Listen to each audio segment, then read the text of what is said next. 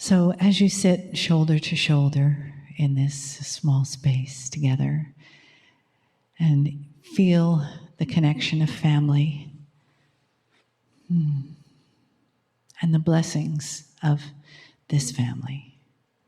So take another breath in about that with me.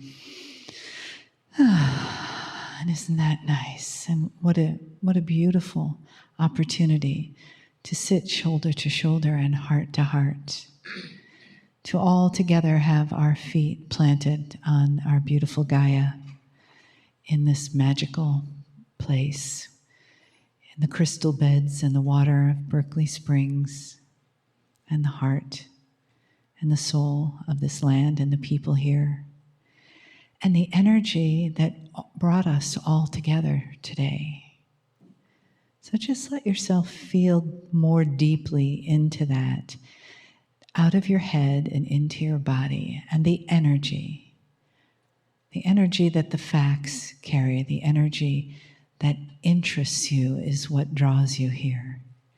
And if you didn't know what you were coming for today, perhaps these days following will unfold that for you as you learn more about your intuitive voice. And as you experience more synchronicities that lead you to more love and more family and more opening in the heart, in the soul, and in the hands of spirit.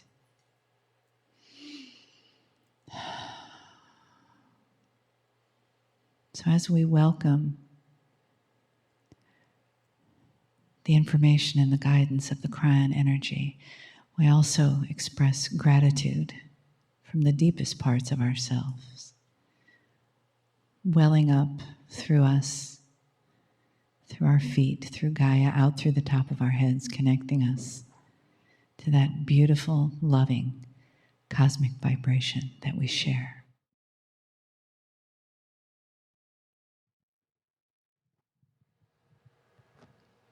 Greetings, dear ones. I'm Kryon of Magnetic Service.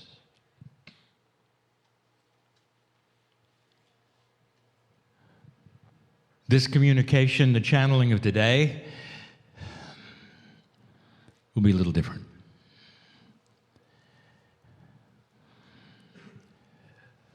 The difference is that you need to hear an overview. I'm going to call it the overview of the future, and yet the very term future is elusive. It's not about the future that is immediate, it's about the future of the planet. This is the kind of channel that my partner has trouble with, because the things that are delivered outside of the purview of his three-dimensional brain. He receives these kinds of messages sometimes in duplicate and triplicate. At the same time he's talking to you, he gets other messages so he can enhance it. This is the best we can do to give a multi-dimensional message to a three-dimensional brain. And so he struggles sometimes.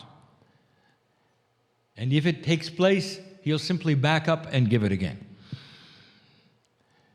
It's the kind of message that you wish to review and listen to again. It's the kind of message that you might put in a time capsule. The kind that is a human time capsule, so that you might open it and understand it more fully when things have changed. It's not going to be a long channel, but it's going to be one filled with information of the kind that we not necessarily have given before. Pieces and parts of it have been alluded to. We want to paint a picture of a bigger picture. My partner talks about the shift, I talk about the shift.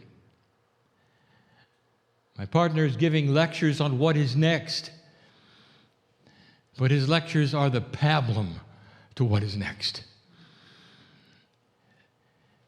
But he gives it to a humanity that goes step by step and only begins to move into new areas of understanding as they examine the old ones and try to decipher what could be different. And it's slow. But that's where it begins. And if I could, I would preface all of this by telling you that what is going on earth at this moment, we have seen before. Dear ones, if you could compare the galaxy and all of the planets that have gone through this before as a school, this would be the graduation of the first step. And as we have looked at what has taken place in this galaxy with others before you, we know what's coming. Because the steps that are next for you are the same steps that were taken before. What you describe as human consciousness isn't. It's consciousness. It only belongs to the human because you're human. It's the same kind of thing, energy. The attributes and the confluences of the energies are almost identical to the consciousness that the other planets have gone through. And the reason is because life is similar. Some almost identical from planet to planet to planet, because the galaxy is made up of fractals. From the smallest to the largest, you're going to see repetitive parts of the same thing. It's a beautiful system. And what it means is it gives rise on other planets. One, perhaps right now, that's just getting life, the building blocks of DNA, getting ready to be seeded by you in the future. DNA. Same kind as you have, the same amino acid structures as you have, is common to all. So we've seen this before. You're a young civilization, dear one, so young it's hard to even give you a perspective of how young. Your civilization hasn't even been around the galaxy one time yet. Hardly. The almost 200 million years that it takes to go around one time, one rev. There are societies and civilizations that have been around 3 revs. The Pleiadians, half a rev. To tell you how old some life is in this galaxy, way before you. Some of them visit you. None of them are able to influence you to the degree that you can influence yourselves. Galaxy teems with life, and you're well hidden, by the way.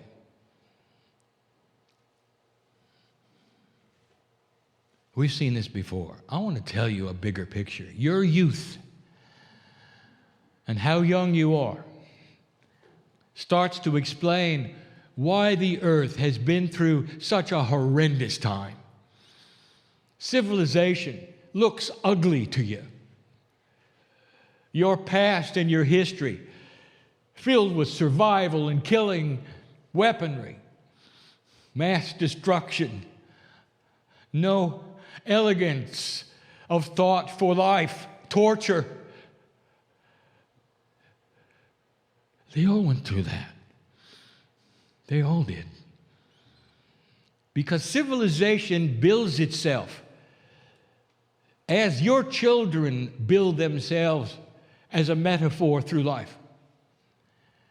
There comes a time, and we've said it before, where a child becomes self-aware and the ego takes over and all they think of is themselves and survival.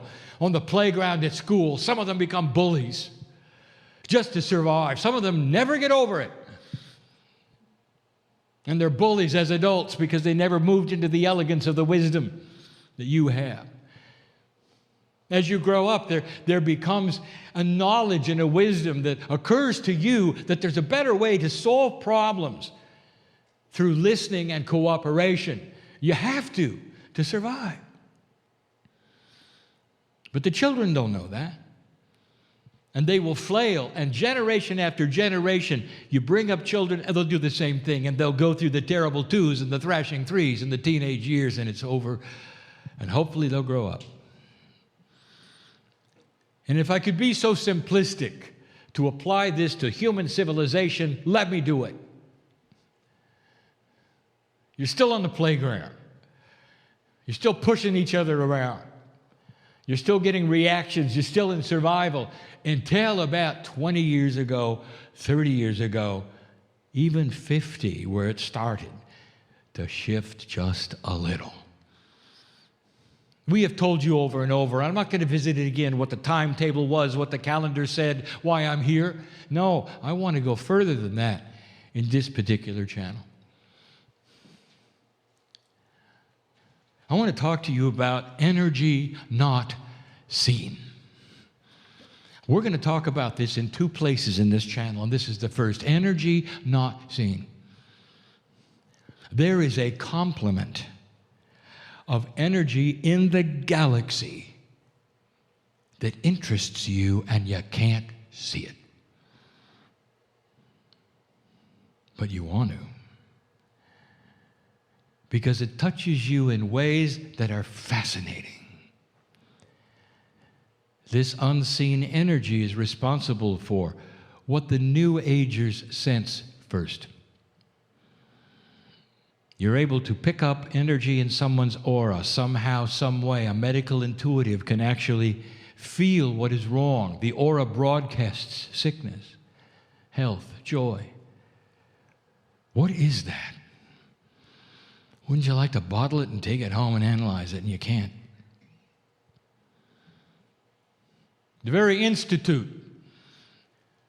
that puts this event on, so interested in these energies, unseen energies that make a difference. What is it a reader reads, or a psychic feels, or a futurist can futurize? Where does it come from? Why is it so elusive? And I'm going to tell you in just a moment a little bit more about this. For it's the key to the future. A child would not know about the elegance of wisdom, how to put things together instead of tearing them apart. A child who is ego-driven, who is only waking up to being self-aware, is only going to do what the child does. The only equipment the child has in its very elementary way is going to lash out in certain ways and do certain things. And if you gave them a plate of wisdom, they'd look at it and they'd have no idea what it was and throw it away. This is all about to change. Because this unseen energy has attributes you don't know anything about, and you're discovering. First of all, everything about this unseen energy, which we call the quantum consciousness of humanity, is starting to enhance itself so that it'll be a little more obvious. If I took you to another civilization, like the Pleiadian, like the Orion, the Arcturian, if I took you to any of those, you would not recognize anything. First of all, they don't have technology. How about that? Because physical things that do things, they threw away long ago when they realized that the physics of human consciousness could do everything they ever wanted. That's where it's going. And you still wonder what it is. Truly, what is this? How does it work? is it quantitative? If you have more of it, does it do more things? And the answer is no. Now, we have given you some hints about it. Human consciousness has no succinct definition I could give you that would make any sense at all. Because we have told you that less than 1%, 0.5% of humanity has to awaken in a certain way to affect the entire planet. Now that ought to tell you it's not quantitative. It's not 3D, is it? Less than 0.5%. If you really want to know the numbers, if you need the numbers, that ought to tell you something. It's not about how many of you there are, dear ones. It really isn't. Because there is something hiding here. There is a system, a confluence of systems that you don't know anything about. So let's talk about them. Now, this is not going to be understandable to all of you. That is why you're going to listen to this again if you choose, and others will put it in a time capsule if they choose, and these things may very well pop up later, and you'll go, oh. How do you explain the internet to somebody who's never seen a computer? Where do you begin? How do you explain the elegance of a race car to somebody who hasn't invented a wheel yet? And this is the issue. How do I tell you about what you have no concept of and you're not ready to know because you got to walk through the steps? So let me give you some building blocks and some metaphors. There's something called a wisdom barrier.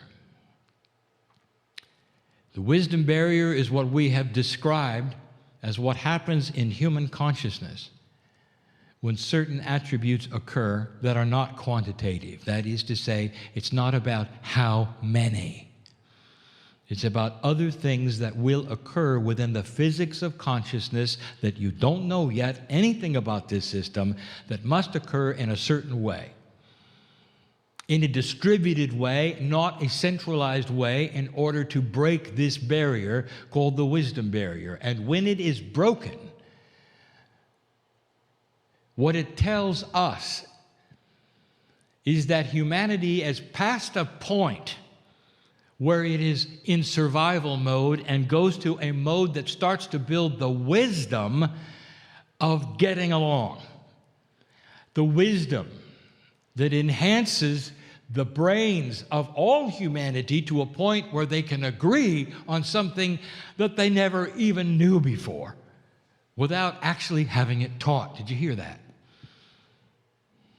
Now, you didn't expect that. It surrounds the human being in such a way and the civilization in such a way that when you're born, it becomes second nature.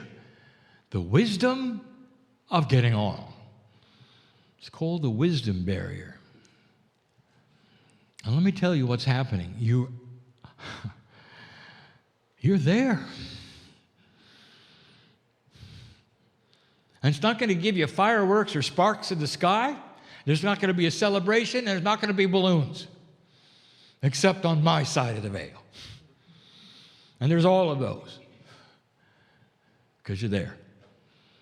You're looking into the very essence of it. You are peeking into what makes it work. You're about to push the envelope that will affect all humanity, not just the light workers, not just the old souls. You're about to push a button on physics you didn't know existed. Now this is a biggie, the missing piece. How do I explain this? My partner, go very slow. Humanity explains things only from what they know, not what they don't know. Here's an example. You look into space, science looks into space, and they find attributes they cannot explain that do not seem to be Newtonian. But Newtonian physics is the gold standard of motion everywhere. And so the human being struggles to find formulas that will put the unexplained into Newtonian boxes. Welcome to dark matter. You're going to laugh later. And we have told you this before, but this is the human propensity. Take what is known, observe what is unknown but there, and place it into the boxes of the known. Even if they're convoluted, even if they don't make sense, even if they're mysterious. Instead of looking and saying, maybe, just maybe, there are missing laws of physics we don't know about that would explain this and that and this and that. Well, let me tell you one of the biggest places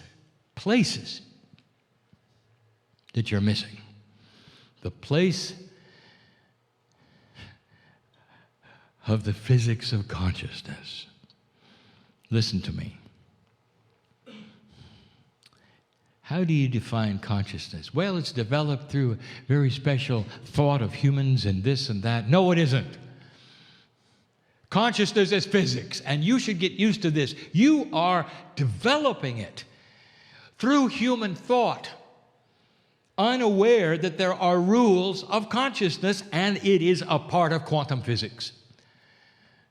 There are rules, there are postulates, there are beautiful attributes of the physics of consciousness that are going to start to explain what's going to happen in the future, but you don't see it that way. The missing piece is the knowledge that you can track this,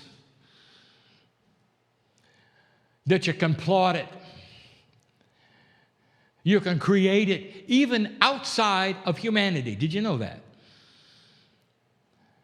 It's beautiful, because when I start to tell you some of the attributes of the physics of consciousness, you're going to go, oh. What are the attributes of physics? What do you know? The answer is actually very little, but what you do know, you experiment with, you create things. The very technology that you have that is so beautiful on this planet is brought to you by the knowledge of the physics that you know. And there's cause and reaction. You build this and this happens. You put together certain kinds of things, and through all of the principles and the rules that you understand and the 4 basic laws that you have out of 6, you know what they are and you're using them. Beautiful.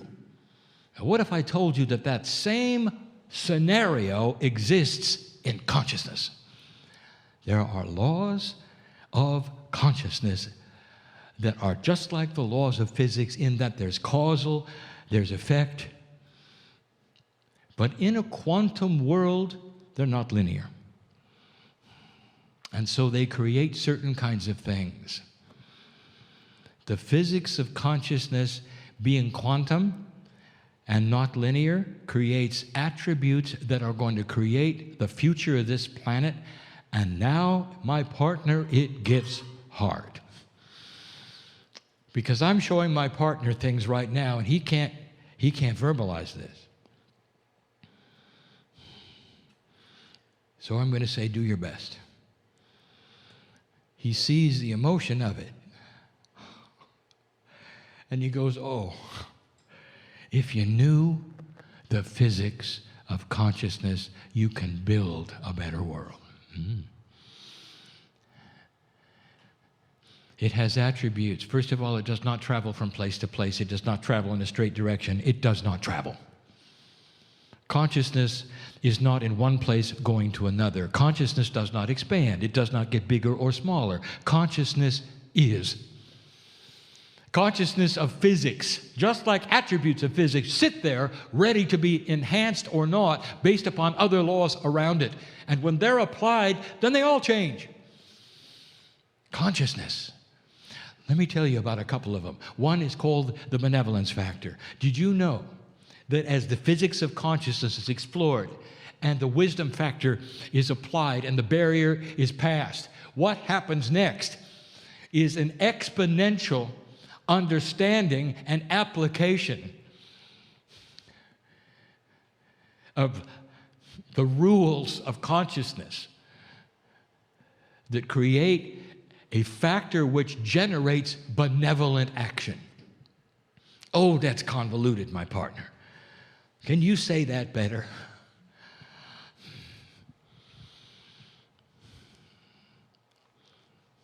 Let me tell you this way. Right now on this planet, there's a struggle between forces. Because of the consciousness that you have developed here and the rules that you have put in place through the physics of consciousness, there is an allowance right now of many things on this planet that we've never talked about. Is there evil on the planet? Yep. Are there entities dedicated to come in and mess with you? Yes. Is that shocking? And why is that? And why would that be? Because this test allows it. Because what you have created in the physics of consciousness and the rules that have applied and how you're using it allow it. But the next step past the wisdom barrier enhances those very patterns of consciousness that you're going to discover as part of physics that close the door. Did you get that? When the rules of physics are applied in certain situations, you can control what happens. It's the same in consciousness.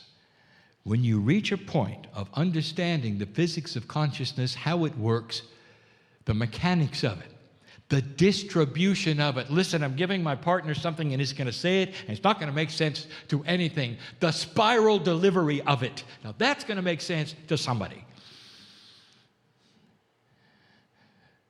You shut the door. And the things that have visited this planet can't anymore. And those places of darkness that would want to come in and play with your consciousness because it's at the teenage level of physics can't get in.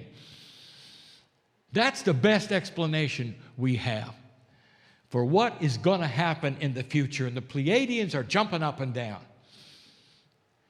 because they know what happened. It's almost an exponential evolution if you want it to be. One thing leads to another. It builds on itself. You don't have to start all over every single time you're born, like my partner described today.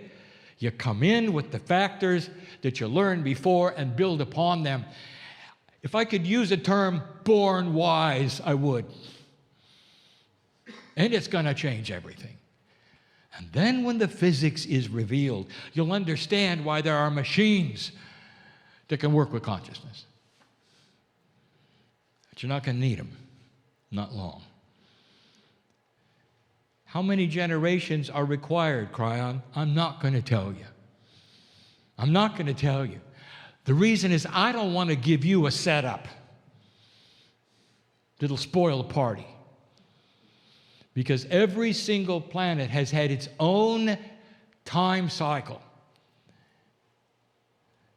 of the delivery of this through their own free choice. How does it work? How fast does it work? When will it start? It's already started. You are at the wisdom barrier. Once you are at the wisdom barrier, I would like to tell you that the track record of all the planets who have reached the wisdom barrier are the same. They all move forward, every single one. You threw a switch, and no amount of dark energy can stop it. Oh, it'll try. I told you that before. Humans invested in old ways, like the kids on the playground who don't want to grow up. They'll flail. They'll bully until their last breath. But they will awaken in a world, and they haven't got a chance to do it again. And this is what we're talking about. the benevolent factor, the wisdom barrier, these things start to work in the laws of the consciousness of physics in ways that you will indeed figure out, creating increased DNA percentage activation, creating a generation after generation, eventually, I won't tell you how long, of a human being who can create things out of nothing, who have control over physics, which is a lower kind of physics. The highest kind of physics is consciousness. And consciousness physics can control 3D physics any day. I'll wrap this up by telling you all of you are going to be there to see it. All of you. Every single one. Because that is the plan, old soul. You come back and you enter a world that you always wished you could have. Peace on earth? Oh, that's easy. That's the beginning. That's planting the seeds. That's a given. Look at your news. It's not going to look like it, is it? That's just today. Peace on earth, that's not the goal. Hardly. That's just a given. When you grow up and you're an adult, you stop throwing stones at each other on the playground. You stop. You have a more elegant idea. That's peace on earth. That's the beginning, the very beginning. And then it gets good. This is what we see. I've never said these things in this way. I wanted you to hear the full story. What would happen to a civilization that could create anything it wanted physically, was never hungry, who could live as long as they wanted to, could put themselves in a quantum state if they wanted to, who had different sets of ideas of the way things should work, who had no central control? Did you hear that? Have you ever heard of a managerless corporation? It's like that. And you would say, oh, that can't work. Oh, yes, it can. That's what you're headed for. Government decentralized to where there is none. There will be no such thing as world government, dear ones. Instead, there will be world consciousness agreement. You'll know better. How about that? What happens to a group of adults who go to a party for the first time and they've never met each other? What do? Throw rocks at each other?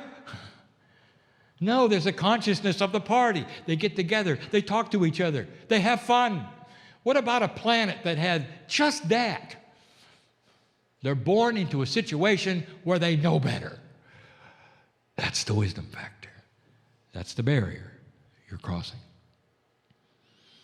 It allows you to throw away any other system you ever thought you needed, especially the ones that organize you into groups to do things. It will be second nature. You'll all know together. Too good to be true?